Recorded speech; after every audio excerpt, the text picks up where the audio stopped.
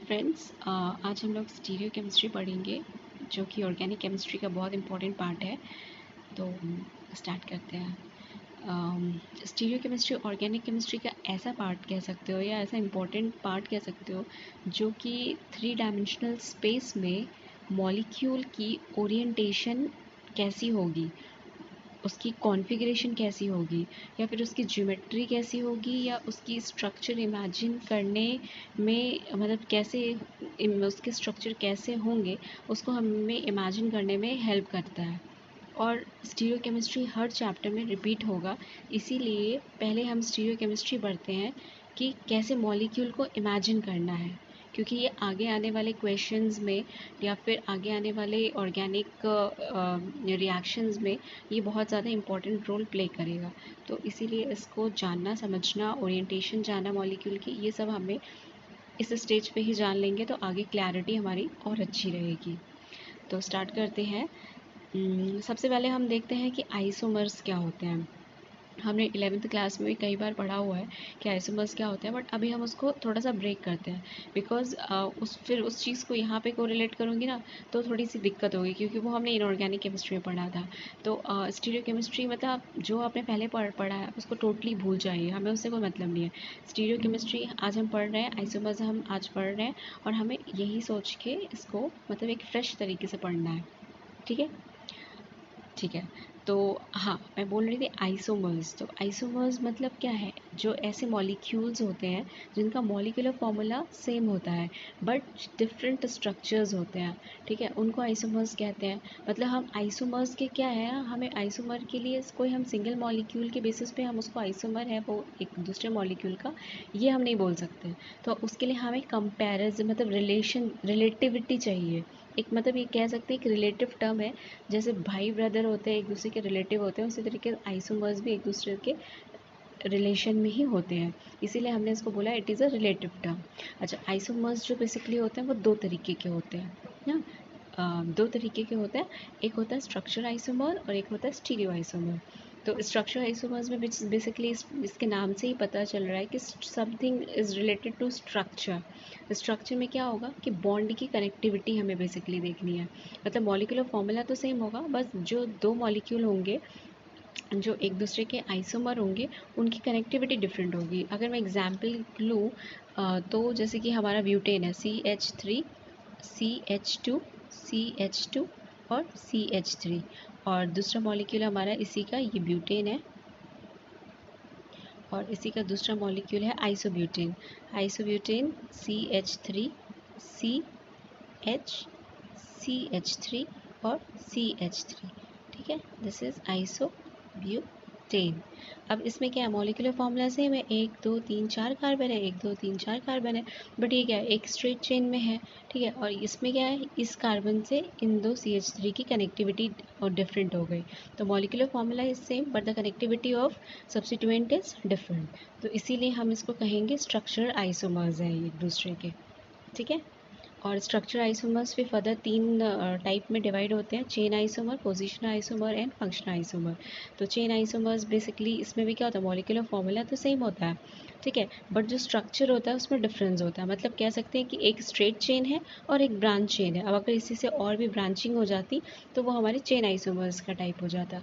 Position isomers में क्या होता है, पोजिशन आइसोमर्स में सब्स्टिट्यूएंट जो होती हैं उनकी पोजीशन डिफरेंट होती है। जैसे कि अगर इसी कंपाउंड में अगर मैं यहाँ पे CH2 करके एक हैलोजन ग्रुप लगा दूँ, Cl लगा दूँ और इसी का एक आइसोमर और बना दूँ जिसमें CH3 CH3 ये हमारा H और यहाँ पे CH2, मतलब इसे CH3 कर दूँ और यहाँ पे मैंने Cl लगा दिया। ठीक है, तो यहाँ पे क्या हो गया, ये Cl हैलोजन इस कार्बन से जुड़ा था, यहाँ पे ये एंटायरली डिफरेंट कार्बन से जुड़ गया। तो इस केस में ये हमारा हो जाएगा positional isomer. Functional isomers basically क्या होता है, इसमें फंक्शनल ग्रुप ही बदल जाता है। अगर जैसे हमने एग्जांपल लिया C3H8O, तो हमें अब ये नहीं पता कि ये O क्या है, ये O ईथर भी हो सकता है, ये O अल्कोहल भी हो सकता है। तो बेसिकली हमें ये चीज़ नहीं मालूम होती है, तो इसीलिए ये हमारे फंक्शनल आइसोमर्स हो गए। ओके, क्लियर है। अब हम चलते हैं स्टीरियो आइसोमर्स में। ठीक है, स्टीरियो आइसोमर्स जैसे किसके नाम से ही पता चल रहा है कि ओरिएंटेशन जो होती है वो इसमें डिफरेंट होती है। अब ओरिएंटेशन मतलब डिफरेंट होने का मतलब है, जैसे कि हमने पहले ही बोल दिया है कि आइसोमर पढ़ते समय हम मॉलिक्यूल को कंपेयर करते हैं। ठीक है, कंपेयर करते हैं कि किसी पर्टिकुलर प्रॉपर्टी के बेसिस पे करते हैं, वो भी किसके बेसिस पे करेंगे। ऐसा तो नहीं है कि मतलब कोई उसका बेसिस ही ना हो कंपेयर करने का। तो वो बेसिस क्या हो सकते हैं, वो या तो हो सकता है उसकी वो स्ट्रक्चरल आइसोमर में, जैसे हमने देखा था कि वो स्ट्रेट चेन है या ब्रांच चेन है। ठीक है, पोजीशन वाले में देखा कि सब्स्टिट्यूएंट किस पोजीशन पे लगे हुए हैं।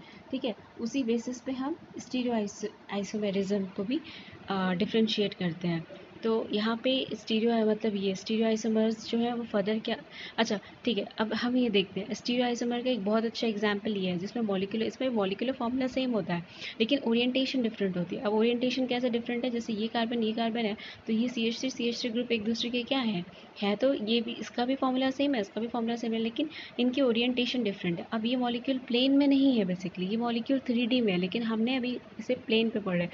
लेकिन हमको यही चीज़ इमेजिन करनी है कि ये 3D में कैसे होंगे, कि ये कार्बन प्लेन में है, ये कार्बन प्लेन में, डबल बॉन्ड प्लेन में, लेकिन ये CH3 और ये CH3 इस पेपर पे ना होके एक्चुअली ये CH3 पीछे है, ये CH3 आगे है। ठीक है, और इसमें ये प्रोटॉन जो है वो पीछे है और ये प्रोटॉन आगे है, जबकि इसका जो ऑपोजिट वाला है उसमें क्या है, ये CH3 दोनों पीछे हैं और हाँ, और ये प्रोटॉन दोनों आगे हैं। तो इनकी ओरिएंटेशन ही बदल गई।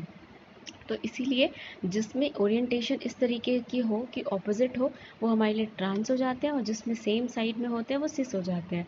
और इसी ट्रांस को हम लोग शॉर्ट में ई कहते हैं और सिस को जेड कहते हैं। तो ये बहुत अच्छा एग्जाम्पल है मतलब ओरिएंटेशन को, मॉलिक्यूल की ओरिएंटेशन समझने के लिए। Okay, now move to optical isomers. तो ऑप्टिकल उसी तरीके से ऑप्टिकल आइसोमर्स भी, जैसे कि हम ऑप्टिकल रोटेशन देखते हैं, तो सबसे पहले ऑप्टिकल रोटेशन समझ लेते हैं कि ऑप्टिकल रोटेशन होता क्या है। अच्छा, इसके वर्ड से ही मतलब नाम से ही पता चल रहा है ऑप्टिकल मतलब क्या है, is used for light and rotation मतलब रोटेट करना। तो ऑप्टिकल रोटेशन का मतलब हो गया कि लाइट को रोटेट करना। ठीक है, अब जैसे नॉर्मल लाइट जो होती है वो क्या होती है, इलेक्ट्रोमैग्नेटिक होती है नेचर में, उसके अंदर इलेक्ट्रिक वेव भी होती है, मैग्नेटिक वेव भी होती है। बट एक पर्टिकुलर टाइम पर लाइट की वेव को अगर हम देखें तो कौन सी होगी, मतलब इलेक्ट्रिक होगी या मैग्नेटिक होगी, वो हमारी इलेक्ट्रोमैग्नेटिक होती है। तो हमने क्लास 11th में वेक्टर में मतलब वेक्टर पढ़ा था, तो उसमें हमने देखा था कि अगर एक इलेक्ट्रिक फील्ड है और अगर एक मतलब जैसे कि ये हमारा है एक, यहाँ पे हमारी इलेक्ट्रिक फील्ड लगा दी हमने और यहाँ पे मैग्नेटिक फील्ड लगा दी। ठीक है, तो उसका कुछ रिजल्टेंट ज़रूर होगा। हाँ, रिजल्टेंट होगा, वो रिजल्टेंट क्या होगा, वो रिजल्टेंट कुछ होगा। तो वो जो रिजल्टेंट 45 डिग्री के एंगल पे बनता है उसी को हम इलेक्ट्रोमैग्नेटिक वेव कहते हैं। ठीक है, उसी को इलेक्ट्रोमैग्नेटिक वेव कहते हैं। अच्छा, अब ऑप्टिकल रोटेशन का मतलब पढ़ लेते हैं कि ऑप्टिकल रोटेशन क्या होती है। तो कुछ मॉलिक्यूल में कुछ खासियत होती है कि वो लाइट को रोटेट कर पाते हैं। कुछ ऐसे मॉलिक्यूल होते हैं जो कि लाइट को रोटेट कर देते हैं। अब लाइट के एंगल को कैसे रोटेट करते हैं उसी को समझने के लिए हम लोग ये पढ़ते हैं। तो फर्स्ट ऑफ ऑल एक जो नॉर्मल लाइट के पार्टिकल होते हैं वो हर डायरेक्शन में वाइब्रेट करते हैं, जैसे कि आप यहाँ देख सकते हो ये इस डायरेक्शन में भी वाइब्रेट कर रहा है, इधर भी, इधर भी, इधर भी। तो ये एक क्या है, ये एक नॉर्मल लाइट है। ठीक है, ये नॉर्मल लाइट है। अगर हमने इस नॉर्मल लाइट को एक पोलराइज़र लगा दिया, अब पोलराइज़र क्या होता है अब ये भी समझ लेते हैं। तो पोलराइज़र क्या होता है ना, बेसिकली लाइट का जो पार्टिकल होता है वो सिर्फ एक डायरेक्शन में वाइब्रेट कर रहा है।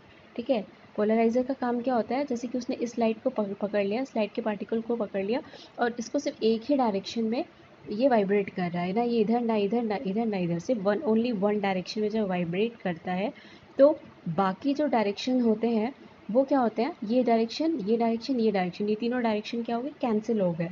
ठीक है, तो एक डायरेक्शन में वाइब्रेट हुआ, तो इसीलिए हमने कह दिया कि एक प्लेन में पोलराइज्ड लाइट हुई, मतलब इसने एक लाइट को एक प्लेन में पोलराइज कर दिया। ठीक है, तो बेसिकली ये होता है पोलराइज का मतलब। हाँ, तो ये पोलराइज का मतलब हो गया। ठीक है, तो अब वही हमको करना है। तो हमने क्या किया कि तो हम ऑर्गेनिक कंपाउंड में ना ऐसे वाले मॉलिक्यूल को हम लोग ऑर्गेनिक कंपाउंड में जब पास करते हैं तो एंगल कितना मतलब डेविएट हुआ, कितना टिल्ट हुआ इधर से इधर, ठीक है, बेसिकली हम वही मेजर करते हैं। Because there are already so many direction, इसीलिए पहले उसको पोलराइज करना ज़रूरी हो जाता है। तो इसीलिए हम ऑर्गेनिक कंपाउंड में उसको डालते हैं और उसके बाद फिर एनालाइज़र के थ्रू हम देख लेते हैं और रिजल्ट हमें बता देता है। एनालाइज़र हमें ये बताता है कि एंगल कितना रोटेट हुआ, जैसे कि अभी यहाँ पे ये इस डायरेक्शन में है, मतलब हम कहने के लिए कि वो इस डायरेक्शन में है, लेकिन जैसे हमने उसे ऑर्गेनिक कंपाउंड में डाला तो वो शायद ऐसे भी हो सकता है, ऐसे भी हो सकता है, इधर भी हो सकता है, इधर भी हो सकता है। तो हमको बेसिकली देखना है कि हमारा जो मॉलिक्यूल है उसका मूवमेंट, उसका एंगल कितना रोटेट हुआ। अगर रोटेट हुआ है तो उसमें भी रिजल्ट में भी दो कंडीशन आती है कि या तो रोटेशन नहीं हुआ या तो रोटेशन हुआ है। अगर रोटेशन नहीं हुआ है तो वो कंपाउंड हमारे लिए ऑप्टिकली इनएक्टिव हो जाता है, और अगर रोटेशन हुआ है तो वो ऑप्टिकली एक्टिव हो जाता है। ऑप्टिकल एक्टिविटी में भी देखते हैं कि राइट हैंड साइड में हुआ है कि लेफ्ट हैंड साइड में हुआ है। अगर राइट हैंड साइड में हुआ है तो हम उसको डेक्स्ट्रो नाम देते हैं, लेफ्ट हैंड साइड में हो तो हम उसको लीवर नाम देते हैं, लीवर रोटेटरी। बेसिकली यही है। अच्छा, एक चीज़ और है, ये आगे हमें काम आएगा। ये जो हमें ऑर्गेनिक कंपाउंड लिया है इसमें इसका फॉर्मूला जो होता है ना, मतलब इसका जो कॉन्सेंट्रेशन होता है, इसका जो कॉन्सेंट्रेशन है वो ग्राम पर ml होता है, क्योंकि हमें आगे जो हम न्यूमेरिकल करेंगे तो उसमें इसका यूज़ आएगा। और जो ये लेंथ होती है, इस ट्यूब की जो लेंथ होती है वो होती है हमारी डेसीमीटर में, ठीक है। तो ये दो चीज़ें हमारे लिए इम्पॉर्टेंट है जो कि हम आगे पढ़ेंगे। तो बेसिकली आज इतना ही कवर करते हैं। आगे न्यूमेरिकल के साथ हम लोग स्टीरियो केमिस्ट्री में और क्या क्या पार्ट होता है, एनेंशियोमर्स, डाइस्टीरियोमर्स, और क्या बोलते हैं सिमेट्री एलिमेंट्स, ये सारी चीज़ें धीरे धीरे करके पढ़ेंगे और स्टीरियो केमिस्ट्री को बहुत स्ट्रॉन्ग बनाएंगे। बिकॉज़ ये बहुत ही ज़्यादा पूछा जाने वाला और बहुत ही इंटरेस्टिंग टॉपिक भी कह सकते हैं, और एग्ज़ाम्स में मोस्टली इसी से क्वेश्चंस आते हैं। मींस रिएक्शंस आपको दी होती है, द गेम ऑफ प्रोडक्ट और product analysing thing is on the basis of stereo chemistry. Because आपको प्रोडक्ट तो पता होगा, बट अगर वो स्टीरियो पूछ लेगा, above the plane, below the plane, तो उसमें बच्चा फंस जाता है। तो इसलिए हमें स्टीरियो केमिस्ट्री में मॉलिक्यूल की ओरिएंटेशन और उसको जानना, 3D में इमेजिन करना, ये सारी चीज़ें इंपॉर्टेंट हो जाती हैं, ठीक है। तो ठीक है, चलो, ओके, बाय बाय।